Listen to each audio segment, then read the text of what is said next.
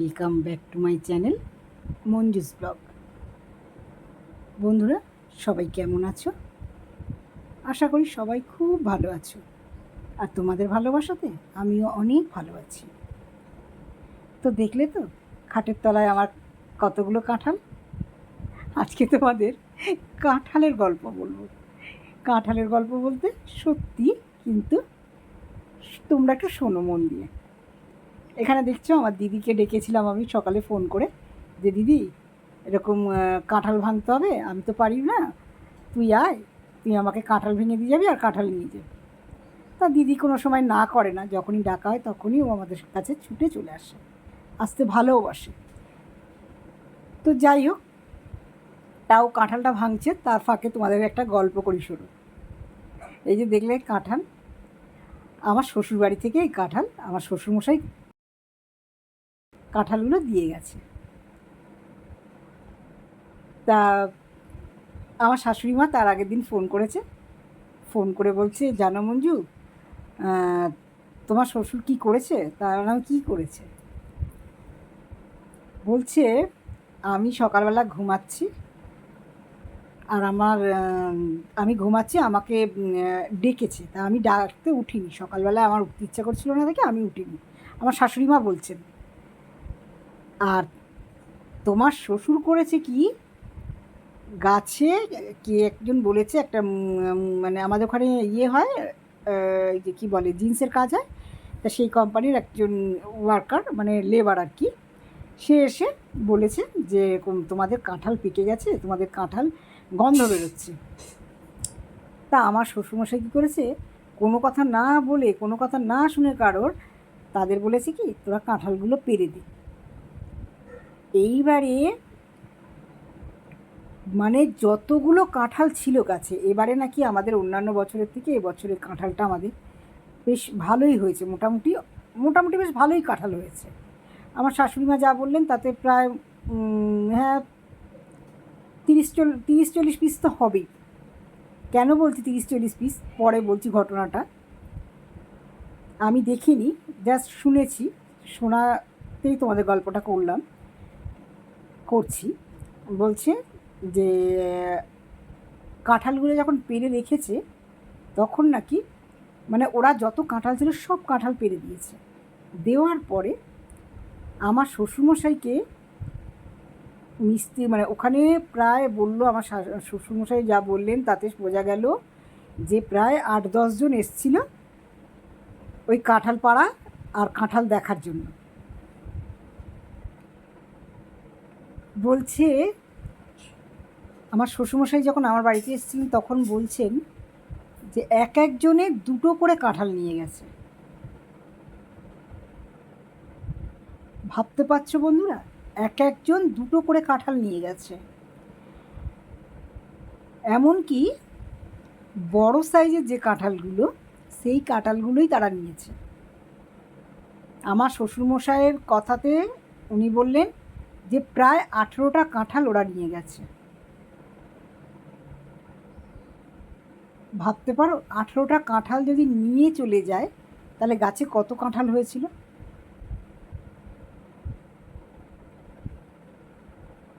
তা সেই হলো ব্যাপার।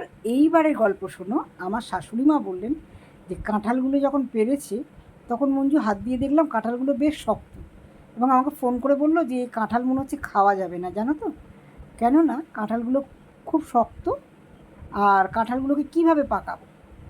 তখন আমার মাথায় যেটুকানি বুদ্ধি এলো, আমি তখন বললাম, কারণ আমার শাশুড়ি মায়ের কাছে তো আমার ছোটো যা থাকে, আমি বললাম তুমি ওকে বলো যে একটা ছোটো দেখে কাঁঠাল কেটে দেখতে, যে কাঁঠালটা ইঁচড় আছে না কাঁঠালই হয়ে গেছে।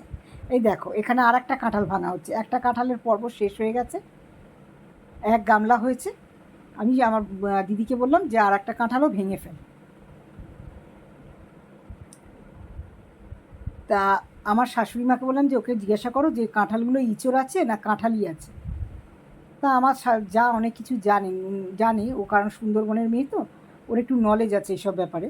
ও নাকি কাঁঠালের বোটার মধ্যে, তোমরাও এই টিপসটা জেনে রাখো বন্ধুরা, দুধ আর নুন মিক্সড করে ওই কাঁঠালের ওই এগুলো আছে না, বোটাগুলো, যেটাকে আর কি আমরা ওই যে যেটা দেখা যাচ্ছে বোটা টাইপের, ওইটাতে নাকি লাগিয়ে দিলে কাঁঠাল নাকি পেকে যায়।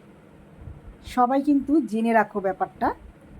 দুধ আর নুন আমরা কিন্তু জানতাম না।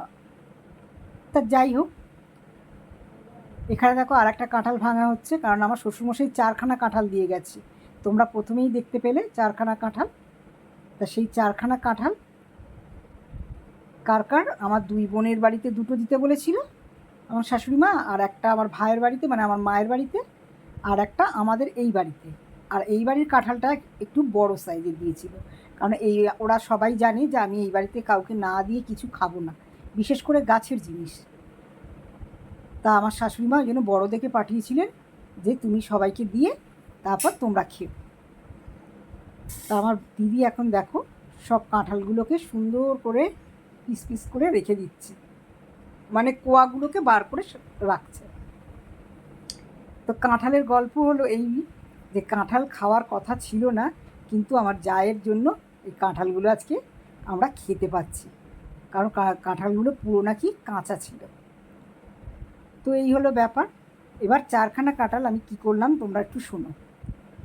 4খানা কাঁঠালের মধ্যে 2খানা কাঁঠাল আমি আমার বাড়িতে ভাঙলাম।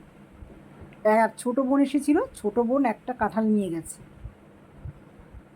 আর আমার বাপের বাড়িতে আমার মা ছাড়া কাঁঠালের ভক্ত কেউ না, মা আর ভাই। তো সেই জন্য আমি আমার দিদিকে দিয়ে কিছুটা কাঁঠাল দিদির বাড়িতে আর মায়ের বাড়িতে পাঠিয়ে দিয়েছিলাম, আর বাকিটা এখানে সবাইকে দিয়েছিলাম। বুঝেছে? এই হলো আজকের কাঁঠালের গল্প।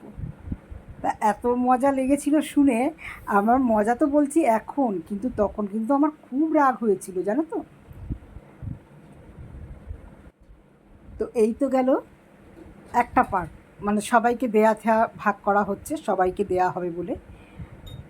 একটাই দিদি বোনকে পাঠিয়েছিলাম, ছোটো বোনকে, তাহলে আমার কাছে ছিল 3টে কাঁঠাল।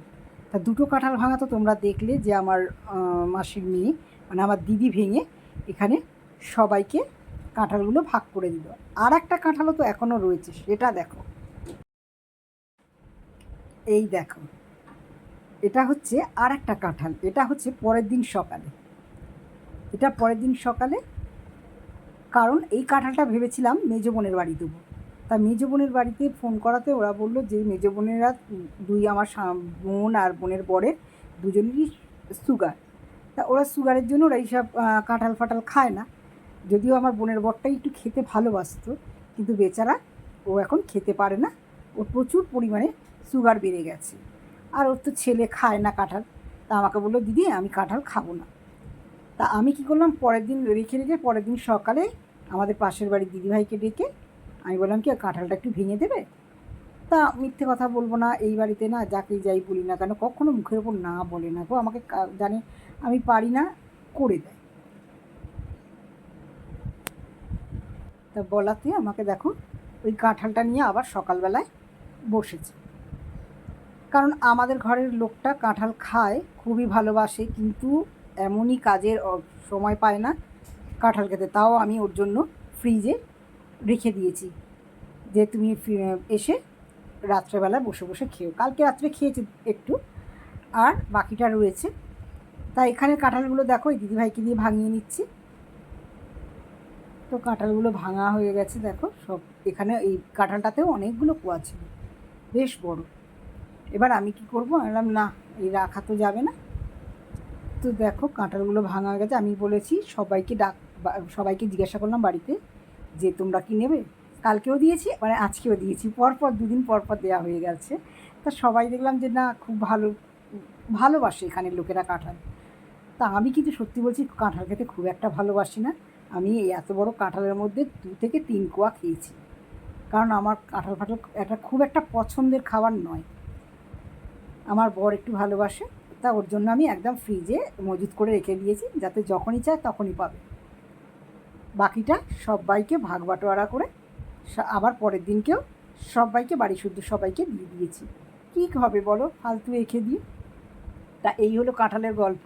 আমার শ্বশুরমশাই এই কাণ্ড করেছে, সব কাঁঠালগুলোকে কাঁচা কাঁঠালগুলোকে লোক দিয়ে পাড়িয়ে রেখে দিয়েছে। চলো আজকে এই পর্যন্ত, টাটা বাই।